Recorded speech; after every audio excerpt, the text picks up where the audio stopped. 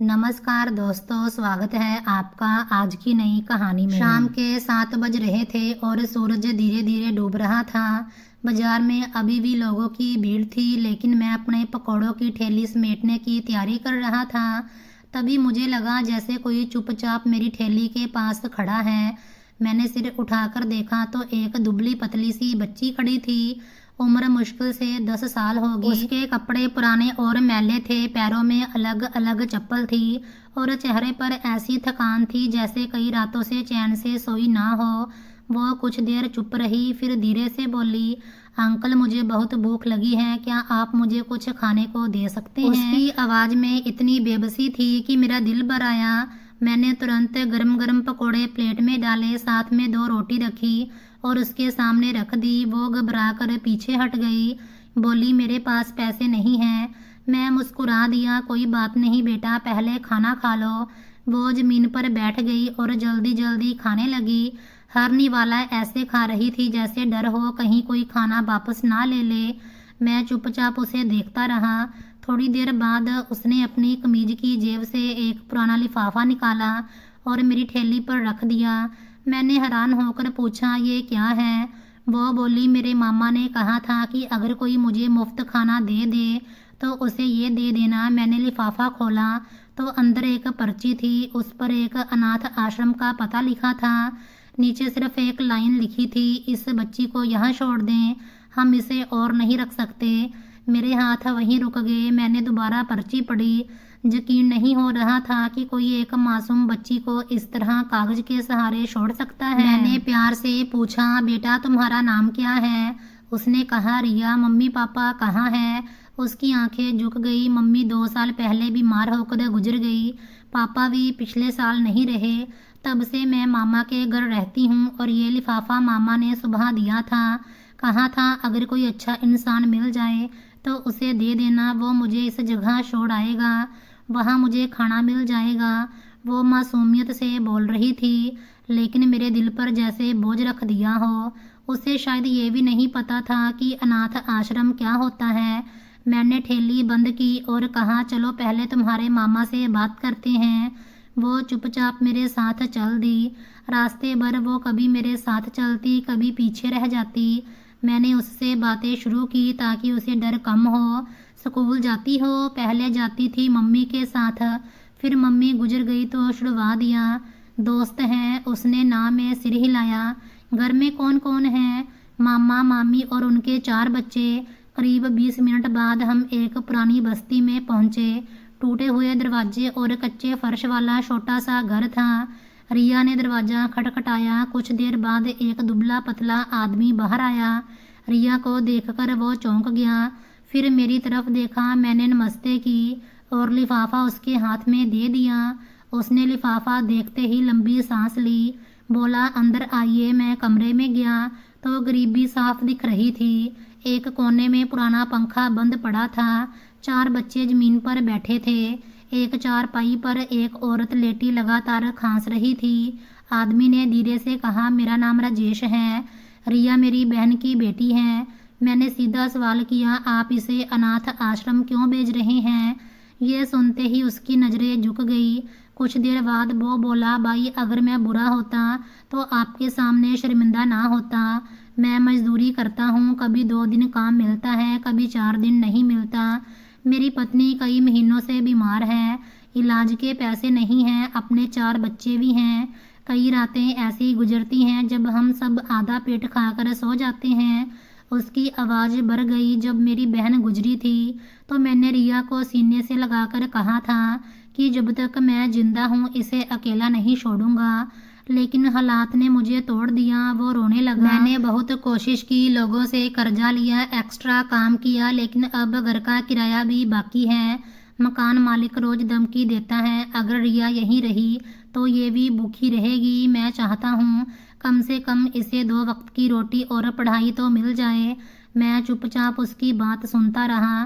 तभी चारपाई पर लेटी उसकी पत्नी बोली, भाई हमें बुरा मत समझना, रिया हमें अपनी बेटी जैसी प्यारी है, लेकिन मैं खुद महीनों से बीमार हूँ, दवाइयाँ भी उधार पर चल रही हैं।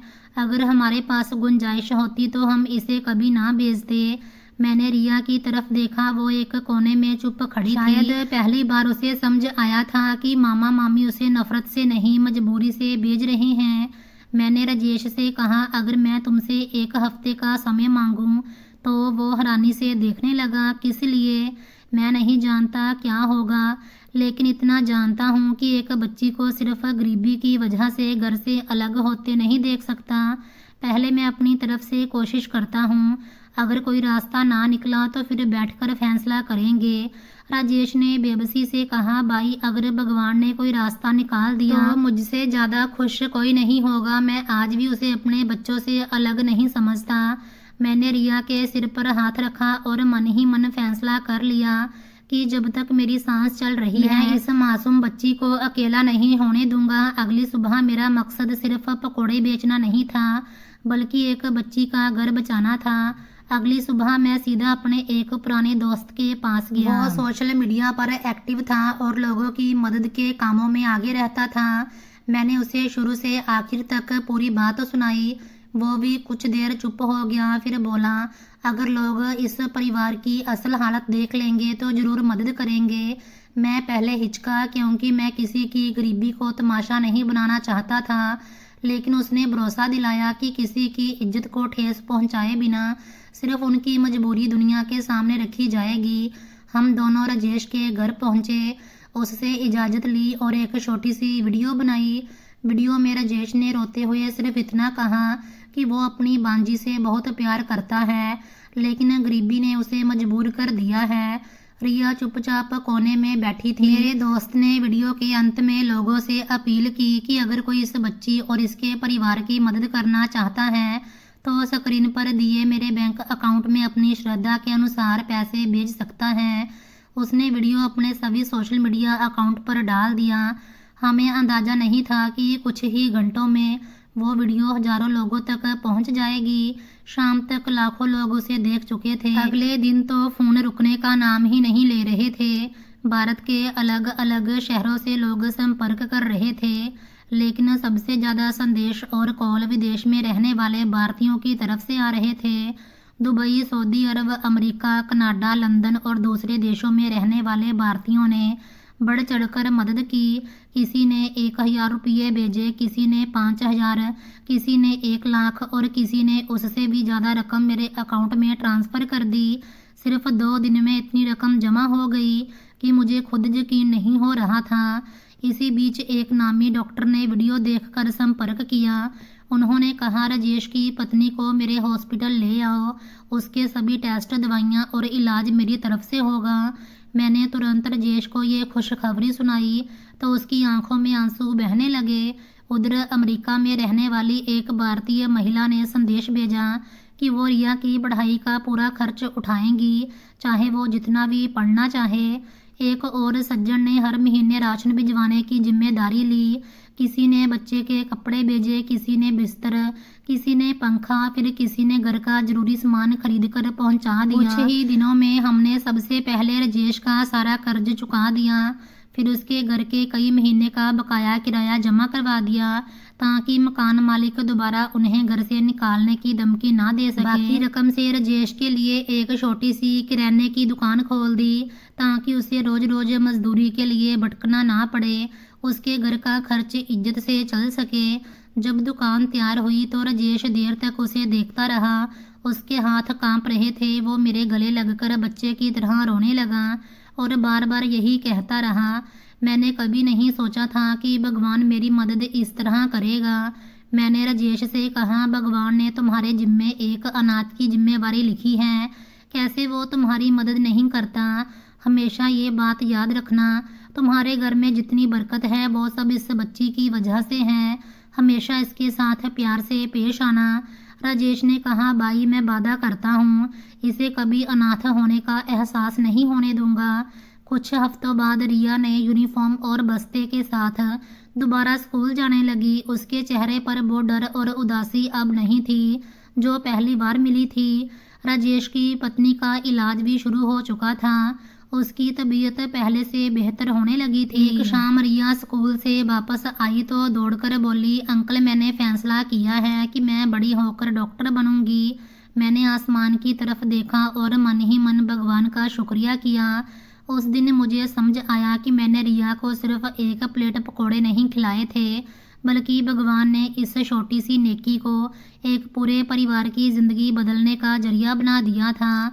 दुनिया में आज भी इंसानियत जिंदा है, बस ज़रूरत है इस बात की कि कोई एक इंसान हिम्मत करके नेकी का पहला कदम उठा ले। मेरे बैंक अकाउंट में इतनी रकम जमा हो गई थी कि मुझे खुद यकीन नहीं हो रहा था। मैं बार बार अकाउंट चेक करता और फिर भगवान का शुक्रिया करता। मैंने सालों तक पकौड़ों की ठेली लगाकर मेहनत की थी। सुबह से रात तक गर्मी सर्दी और बारिश में खड़ा रहता था, लेकिन इस रकम को देखकर एक पल के लिए भी मेरे अंदर लालच नहीं आया। इतनी रकम शायद मैं कई साल मेहनत करके भी जमा ना कर पाता, जितनी सिर्फ एक वीडियो से कुछ दिनों में जमा हो गई थी। लेकिन ये रकम रिया की अमानत थी, मुझे इसे सही जगह पहुंचाना था। उस दिन मुझे समझ आया कि लोग सोशल मीडिया को सिर्फ टाइम पास या बुराई का जरिया समझते हैं, लेकिन अगर इसे अच्छे काम के लिए इस्तेमाल किया जाए तो यही सोशल मीडिया किसी की ज़िंदगी बदल सकता है। इसी एक वीडियो ने ना सिर्फ रिया का भविष्य सुरक्षित कर दिया, बल्कि एक पूरे परिवार को नई जिंदगी दे दी। विदेश में रहने वाले भारतीयों ने जिस प्यार और सच्चाई से मदद की, वो मेरे लिए भरोसे से परे था। कोई पैसे भेज रहा था, कोई राशन की जिम्मेवारी ले रहा था, किसी ने राजेश की बीमार पत्नी के पूरे इलाज का वादा किया, जबकि एक सज्जन ने रिया की पढ़ाई का पूरा खर्च अपने ऊपर ले लिया। हर गुजरते दिन के साथ उम्मीदें बढ़ती जा रही थी और परेशानियां कम होती जा रही थी। मैंने मन में सोचा कि अगर मेरा दोस्त ये वीडियो सोशल मीडिया पर ना डालता तो शायद रिया उस वक्त किसी अनाथ आश्रम में होती। उस दिन मुझे यकीन हो गया कि हर चीज़ का अच्छा और बुरा इस्तेमाल इंसान के अपने हाथ में होता है। अगर नीयत साफ हो और मकसद किसी ज़रूरतमंद की मदद करना हो, तो यही सोशल मीडिया हज़ारों मील दूर बैठे लोगों के दिल भी पिघला देता है और एक छोटी सी कोशिश किसी बेसहारा परिवार की पूरी ज़िंदगी बदल सकती है। अगर आपको कहानी अच्छी लगी हो तो वीडियो को लाइक और चैनल को सब्सक्राइब करें और इसे अपने दोस्तों के साथ शेयर ज़रूर करें। आपसे मुलाकात होगी कल एक नई और दिल को छूने वाली कहानी के साथ। तब तक अपना ख्याल रखिएगा। धन्यवाद।